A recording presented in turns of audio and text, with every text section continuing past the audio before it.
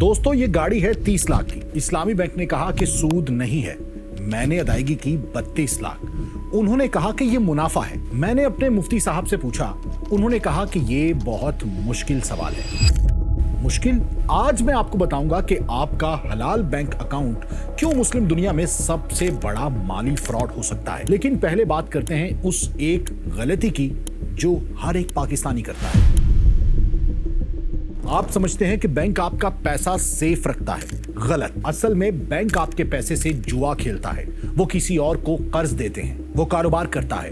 अगर वो जीते बैंक कमाए, अगर वो हारे फिर भी आपका पैसा वापस चाहिए। सूद हजारों साल पुराना है। जिसके पास पैसा था उसने कर्ज दिया, वापसी पर ज्यादा लिया, फिर फीसद बढ़ती चली गई, कर्ज बढ़ा, लोग गुलाम बनते गए। 7th सेंचुरी अरब, यहां भी यही निजाम चल रहा था। अल्लाह ने तिजारत को हलाल और सूद को हराम करार दिया। ये इकोनॉमिक रेवोल्यूशन था। लेकिन सूद को हराम क्यों करार दिया गया? फर्ज करो तुम्हारे पास 1 करोड़ रुपए हैं, तुम वो किसी को कर्ज देते हो। शर्त ये रखोगे ना कि 1 साल बाद 1 करोड़ 10 लाख वापस चाहिए। अगर उस आदमी का कारोबार तबाह हो जाए तब भी, अगर वो बीमार हो जाए तब भी। यानी तुम्हें हर हाल में फायदा चाहिए और नुकसान वो सिर्फ दूसरा बर्दाश्त करेगा। इस्लाम कहता है कि ये इंसाफ नहीं। अगर फायदा चाहते हो तो खतरा भी बर्दाश्त करो। इसी उसूल को कहते हैं रिस्क शेयरिंग और यही इस्लामी बैंकिंग की बुनियाद है। तुम अगर ये समझते हो कि कन्वेंशनल बैंक पैसा रखते हैं तो तुम गलत हो। असल में बैंक पैसा इस्तेमाल करते हैं। तुमने 1 लाख रुपए जमा करवाए, बैंक ने वो रकम किसी और को दे दी, उसने उस पैसे से कारोबार किया। यानी बैंक तुम्हारा पैसा सिर्फ लॉकर में नहीं रखता, वो उसे आगे चलाता है, लोगों को देता है और जितना ज्यादा पैसा मार्केट में चलता है बैंक उतना ज्यादा प्रॉफिट कमाता है। मगर वो कैसे? यही असल गेम है। इंटरेस्ट। बैंक 1 लाख कर्ज के बदले 1,15,000 वापस लेगा। तो इस्लामी बैंक क्या मुख्तलिफ करते हैं? यहीं से असल बहस शुरू होती है। इस्लामी बैंक तुम्हें कर्ज नहीं देता। अगर तुम्हें गाड़ी चाहिए, इस्लामी बैंक पहले खुद गाड़ी खरीदता है, मालिक बनता है और फिर वही गाड़ी तुम्हें ज्यादा कीमत पर फरोख्त करता है। मसलन 30 लाख की गाड़ी 32 लाख। तुम ये पैसा किस्तों में अदा करोगे। ये कर्ज नहीं, खरीदो फरोख्त है। इसे कहते हैं मुराबहा। यही सबसे बड़ा सवाल पैदा होता है। अगर आखिर में मुझे फिर भी ज्यादा रकम देनी है तो फर्क कहां है? क्रिटिक्स कहते हैं कि आखिर में तो कस्टमर ज्यादा ही पैसे देता है, तो फिर डिफरेंस क्या हुआ? इस्लामी बैंक्स का जवाब है फर्क रकम का नहीं, एग्रीमेंट का है। रिवायती बैंक पैसा बेचता है, इस्लामी बैंक चीज बेचता है। ये फर्क बहुत छोटा लगता है। तुमने एक दोस्त को 10 लाख रुपए दिए और कहा 1 साल बाद 11 लाख वापस करना है, ये सूद है। लेकिन अगर तुमने 10 लाख की गाड़ी खरीदी और वही गाड़ी 11 लाख की बेच दी तो ये तिजारत है। कुरान ने तिजारत को हलाल करार दिया है और सूद को हराम। इसीलिए इस्लामी बैंक कहते हैं कि हम कर्ज नहीं देते, हम खरीदते हैं फिर फरोख्त करते हैं। ज्यादातर लोग समझते हैं कि इस्लामी बैंकिंग सिर्फ मुराबहा है, लेकिन मुराबहा तो सिर्फ एक मॉडल है।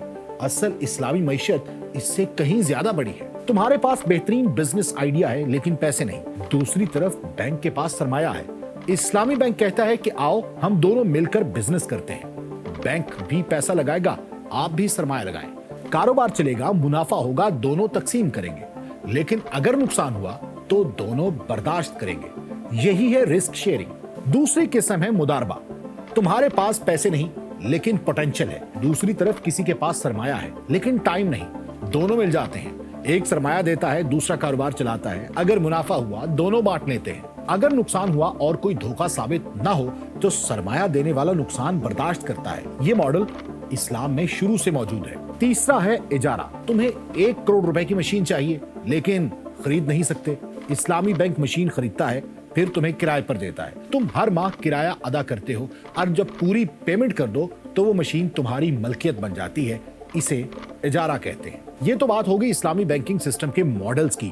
लेकिन यहाँ ये सवाल भी बहुत अहम है कि अगर कोई बैंक वाकई इस्लामी है तो क्या वो हर बिजनेस में सरमाया लगा सकता है?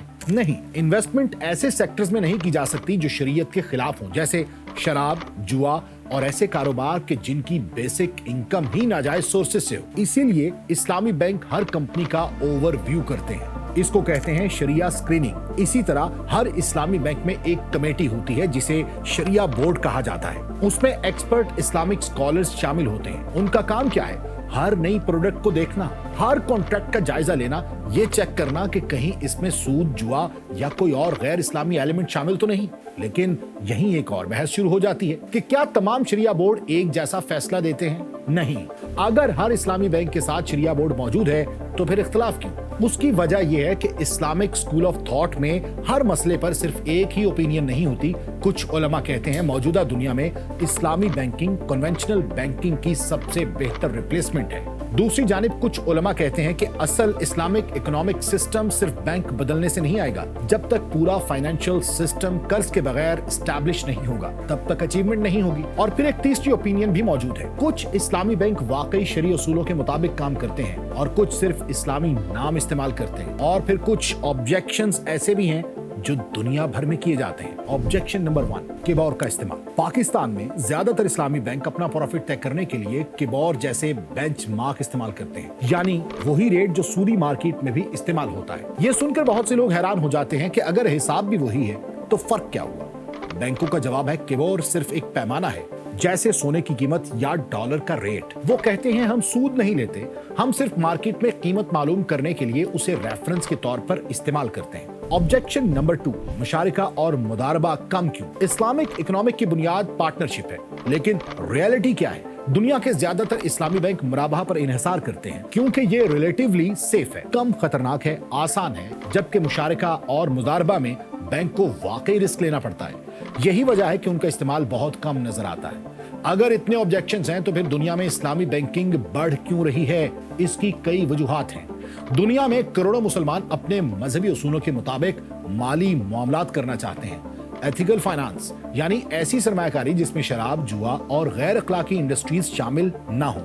इसीलिए कई नॉन मुस्लिम इन्वेस्टर्स भी इस्लामिक फाइनेंशियल प्रोडक्ट्स में दिलचस्पी लेने लगे हैं। 2008 का आलमी माली बहरान, इस बहरान के बाद दुनिया ने पहली बार इस्लामी फाइनेंस को सीरियस लिया। पाकिस्तान में भी इस्लामी बैंकिंग मुसलसल बढ़ रही है। हर साल लाखों नए अकाउंट्स खुलते हैं। कई इस्लामी बैंकिंग विंडोज भी चला रहे हैं और कई मुकम्मल इस्लामी बैंक मुल्क भर में काम कर रहे हैं। लेकिन चैलेंजेस अभी भी मौजूद हैं। अब एक लम्हे के लिए बैंकों को भूल जाइए, सिर्फ एक सवाल सोचिए, इस्लाम सूद को क्यों रोकता है? सिर्फ इसलिए कि एक लफ्ज बदल दिया जाए या इसलिए कि मुआशरे में इंसाफ कायम हो? इस्लामिक इकोनॉमिक सिस्टम का रियल पर्पस ये है कि दौलत चंद हाथों में कैद ना हो, प्रॉफिट मेहनत और रिस्क के साथ जुड़ा हो और ताकतवर कमजोर को एक्सप्लॉइट ना कर सके। यही वजह है कि इस्लामी बैंकिंग पर बहस आज भी जारी है और फैसला तुम्हारे हाथ में है। क्या इस्लामी बैंकिंग वाकई सूद से मुख्तलिफ है या इसे अभी अपनी मंजिल तक पहुंचने में बहुत सफर करना बाकी है?